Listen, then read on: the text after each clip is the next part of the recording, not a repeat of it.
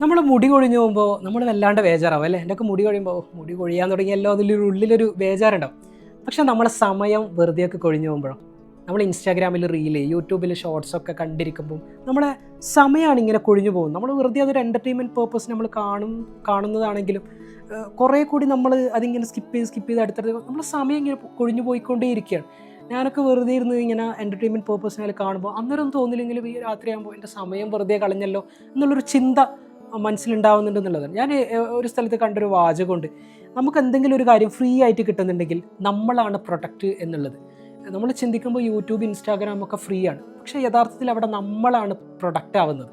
പക്ഷേ നമ്മളെ സമയം നമ്മളിൽ നിന്ന് എടുത്തിട്ടാണ് അവർ വരുമാനം ഉണ്ടാക്കുന്നത്. അപ്പം നമ്മളെന്ന പ്രൊഡക്റ്റിനെ യൂസ് ചെയ്ത് നമ്മളെ സമയം എത്രത്തോളം അതിൽ ഇൻവെസ്റ്റ് ചെയ്യുന്നു അത്രത്തോളം അവരതിൽ നിന്ന് ഏൺ ചെയ്യുകയാണ് എന്നുള്ളതാണ്.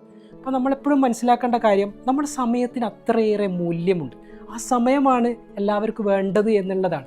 അപ്പം നമ്മുടെ സമയത്തെ കുറേ കൂടി പ്രൊഡക്റ്റീവായി യൂസ് ചെയ്യാൻ നമുക്ക് പറ്റിയ, ഉപയോഗിക്കാൻ നമുക്ക് പറ്റിയ, കുറേ കൂടി നമ്മളെ കരിയറിനെ, ലൈഫിനൊക്കെ പ്രൊഡക്റ്റീവാക്കാൻ നമുക്ക് സാധിക്കും എന്നുള്ളതാണ്. അപ്പം thank you so much. Keep smiling by heart, not only by lips.